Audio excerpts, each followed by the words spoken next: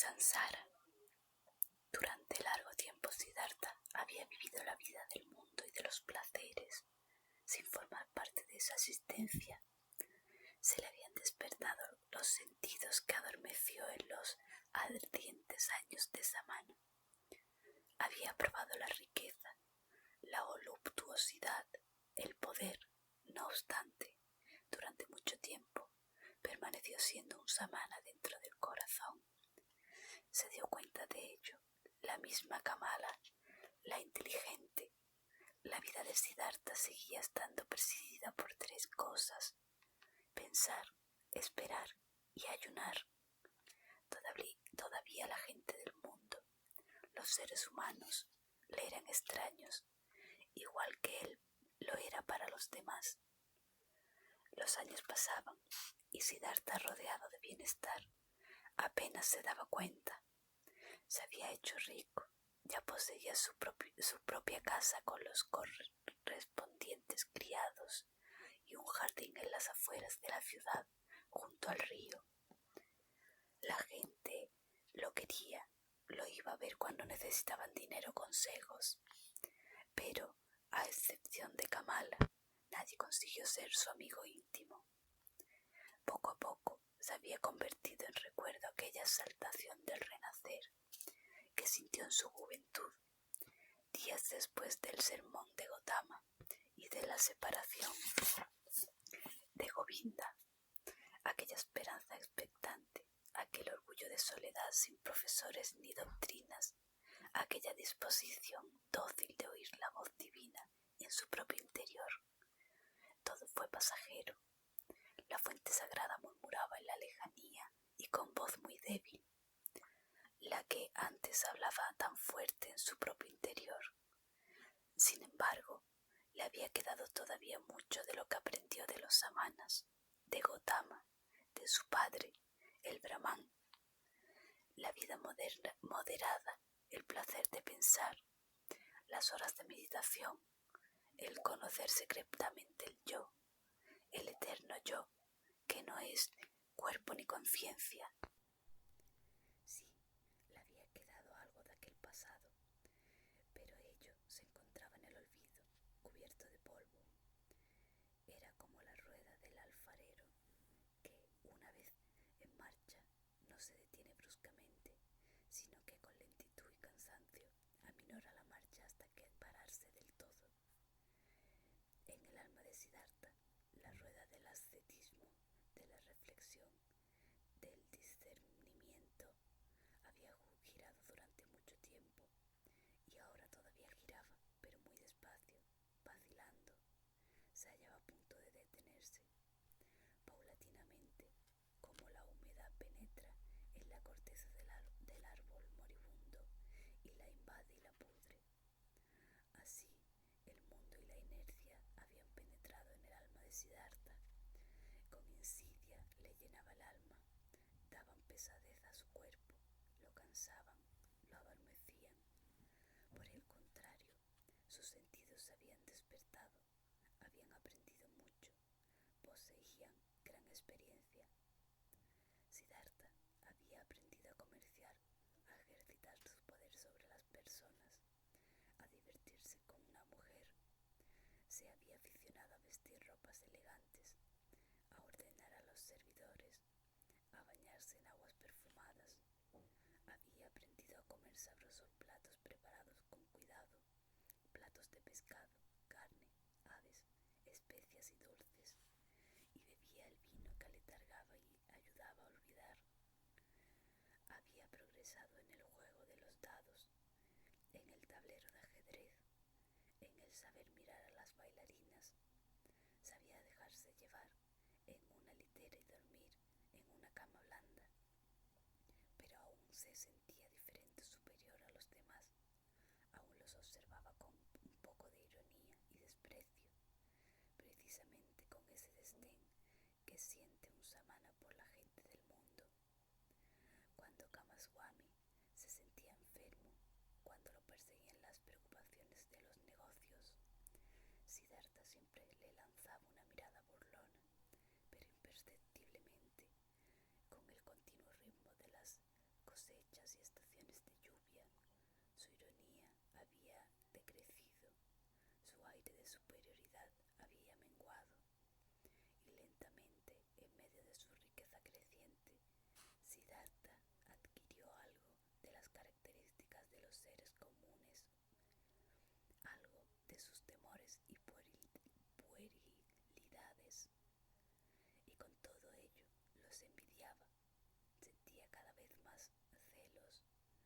A medida que se iba pareciendo más a ellos, codiciaba lo único que él le faltaba y que los hombres tenían, la importancia que lograban dar a su existencia, la pasión de sus alegrías y temores, la dulzura inquietante y su constante capacidad de amar.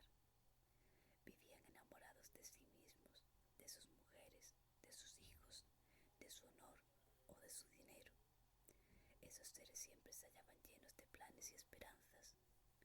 Precisamente eso era lo que él no conseguía disimular, esa alegría y, si se quiere, necedad infantil. Aprendía de ellos tan solo lo desagradable, lo que despreciaba. Cada vez con más frecuencia le ocurría que tras pasar una noche en soledad, a la mañana siguiente se quedaba mucho tiempo en la cama. Se sentía estúpido y cansado. Cada vez más a menudo se enfadaba y perdía la paciencia cuando Kamaswami lo aburría con sus preocupaciones. Su risa era excesivamente estridente cuando perdía en el juego de los dados.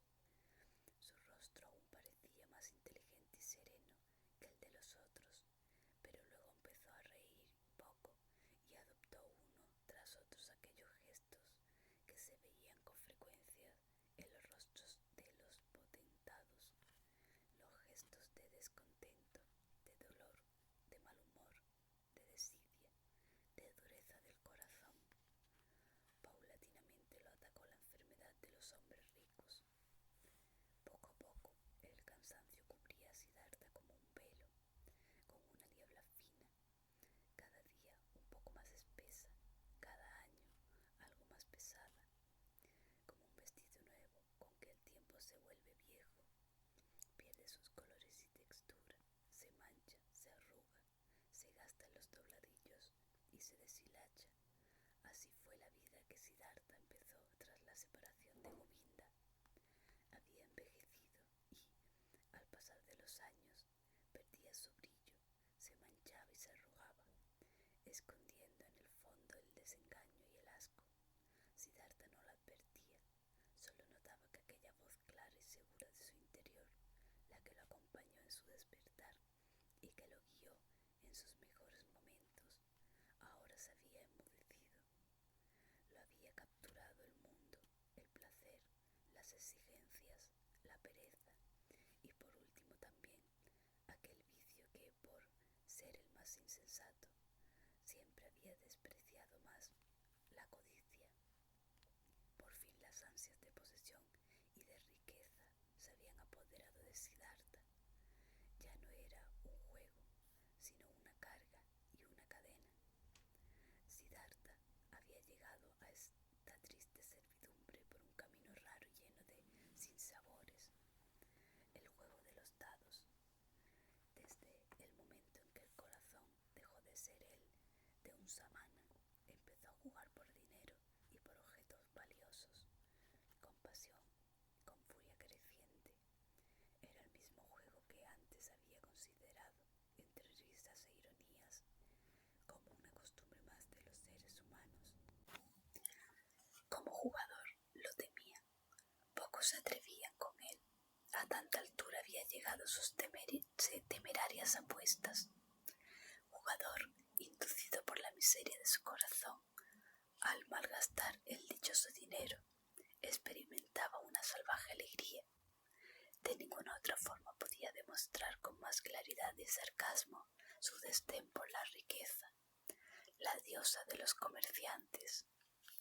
Así pues, jugaba mucho y sin miramientos, se odiaba a sí mismo, se burlaba del dinero, ganaba miles, perdía por millares, disipaba el dinero, las joyas, una casa de campo y volvía a resarcirse y volvía a perder. Le gustaba aquel miedo, aquella angustia terrible que sentía en el juego de los dados tras haber apostado mucho. Buscaba poder renovarlo siempre, aumentarlo cada vez más, pues solo esa sensación le producía algo parecido a la felicidad, alegría, entusiasmo, a una vida elevada en medio de la mediocridad de su existencia gris, e indiferente, y después de una gran pérdida buscaba nuevas riquezas, hacía los negocios con más diligencia, obligaba a saldar las deudas con más severidad, pues quería seguir jugando, malgastando, demostrando su desprecio por el dinero. Mas cuando perdía en el juego, perdía la tranquilidad, agotaba su paciencia contra los mendigos, ya no poseía el placer de regalar ni de prestar como antes. Siddhartha, el que en una sola jugada perdía 10.000 y además se reía, ahora en los negocios se volvía cada vez más severo y mezquino, y por la noche soñaba con dinero, y Siddhartha oía cada vez que se despertaba de ese espantoso letargo, cuando veía su cara envejecida y fea reflejada en el espejo de la pared de su dormitorio, y le atacaban la vergüenza y la repugnancia. Huía hacia nuevos juegos de fortuna, hacia el aturdimiento de la lujuria y del vino, y así iniciaba nuevamente el círculo absurdo de ganar y malgastar riquezas. En esa noria sin sentido se agotaba, envejecía y se enfermaba. Un día tuvo un sueño fatídico. Había pasado las horas de la tarde con Kamala en el hermoso parque. Se había sentado bajo los árboles a conversar. Kamala pronunció palabras melancólicas, detrás de las cuales se ocultaba la tristeza y el cansancio. Le había rogado que le hablara de Gautama, y no se cansaba de escuchar sobre la pureza de su mirada, la belleza y tranquilidad de sus labios, la bondad de su risa, la paz de todo su ser. Durante mucho tiempo le había tenido que contar los hechos del venerable Buda. Kamala suspiró y manifestó: algún día, quizá pronto, también yo seguiré a ese Buda. Le regalaré mi parque y me refugiaré en su doctrina. Sin embargo, volvió después a seducir a Siddhartha en el juego del amor. Lo cautivó con vehemencia dolorosa, entre mordiscos y lágrimas, como si quisiera exprimir una vez más la última dulce gota de ese placer pasajero. Nunca como entonces, Siddhartha se había dado cuenta con tanta claridad del cercano parentesco que hay entre la voluptuosidad y la muerte. Después se tendió junto a Kamala, su cara junto a la de ella. Bajo sus ojos y cerca de los labios había notado un trazo triste, más diáfano que nunca, como una escritura de finas líneas, de leves arrugas, un alfabeto que recordaba al otoño y a la vejez. Igual que había notado Siddhartha alguna cana en sus cabellos negros. A pesar de que solo tenía 40 años, el cansancio escribía ya en el bello rostro de Kamala.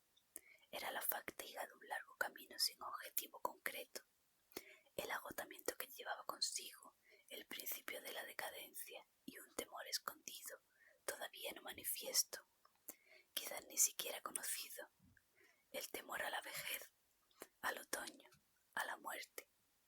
Siddhartha se había despedido de Kamala sollozando, con el alma acongojada y llena de profundo temor.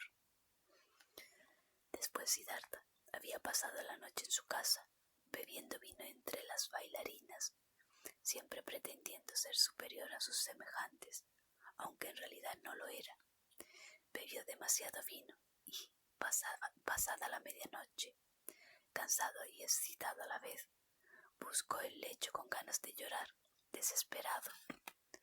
Durante largo tiempo, procuró en vano conciliar el sueño, pero su corazón se encontraba repleto de una pena insoportable, de un asco profundo por el vino demasiado fuerte, por la música demasiado suave y monótona, por la sonrisa empalagosa de las bailarinas y el perfume dulzón de sus cabellos y sus senos.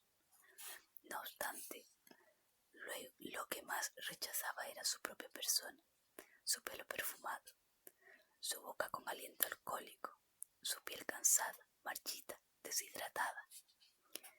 como cuando uno come y bebe con exceso y vomita dolorosamente, sintiendo después un gran alivio. Así también Siddhartha, sin conseguir conciliar el sueño, deseaba, en medio de la multitud de hastíos, deshacerse de los placeres, esas costumbres de toda su vida inútil e incluso de sí mismo. Por fin, al amanecer, cuando la ciudad empezaba a despertarse, consiguió dormirse unos instantes y tuvo un sueño. Su sueño fue así. En una jaula de oro, Kamala poseía un exótico pajarillo cantor. Soñó con ese pájaro. De madrugada el pájaro se encontraba en silencio, lo que llamó su atención, pues siempre cantaba a esa hora. Se acercó y vio al pequeño pájaro muerto en su jaula. Lo sacó, lo acarició un momento entre sus manos y enseguida lo arrojó a la calle. En ese mismo instante se asustó terriblemente y sintió que el corazón le dolía tanto, como si el pájaro muerto hubiera arrojado todo lo bueno y valioso de su vida. Al despertarse del sueño le invadió por una profunda tristeza. Toda su vida pasada le parecía sin valor y sin sentido. No le había quedado nada viviente, nada que poseyera la exquisitez, nada que mereciese la pena guardar. Se encontraba solo y vacío, como un náufrago en una playa desierta. Tristemente Siddhartha se marchó hacia un parque que le pertenecía. Cerró la reja y se sentó bajo un árbol de mango. En su corazón sentía horror y la muerte reinaba en su alma. Se sintió agonizante, acabado, ordenó sus pensamientos y recorrió con la mente todo el camino de su vida desde los primeros días que aún podía recordar, cuando había disfrutado de la felicidad, de una auténtica alegría. Sí, varias veces, en sus años de adolescente, la había sentido cuando ganaba el elogio de los brahmanes al aventajar a todos los chicos de su misma edad para recitar los versos sagrados, o en las discusiones con los sabios, o como ayudante en los sacrificios. Entonces oía a su corazón: hay un camino en ti, que es tu vocación, los dioses te esperan. Con mayor fuerza sintió ese gozo cuando sus meditaciones, cada vez más elevadas, lo habían hecho destacarse de entre la mayoría de los que él buscaban la felicidad. Cuando luchaba con ansia por sentir a Brahma, cuando a cada nuevo conocimiento se le despertaba una sed mayor en su interior, entonces, en medio de aquella sed, en medio del dolor, había escuchado las mismas palabras: adelante, adelante, es tu vocación. Esta voz la había oído al abandonar a sus padres para elegir la vida de Samana, y otra vez al ir de los samanas hacia aquel ser perfecto, y nuevamente al dejar el majestuoso rumbo a lo desconocido.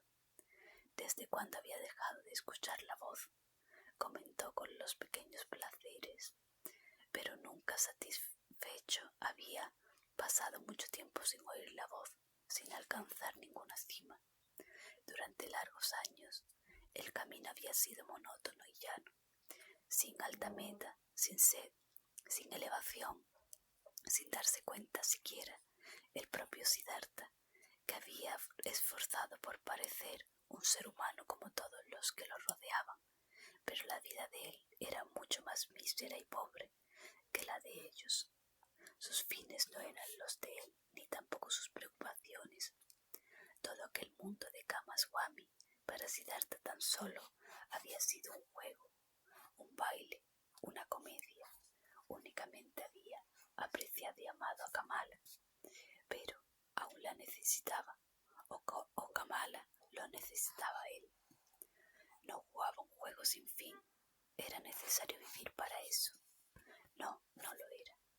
Ese juego se llamaba Sansara, un juego de niños, divertido para jugar una vez, 2, 10 veces, pero jugarlo incesantemente.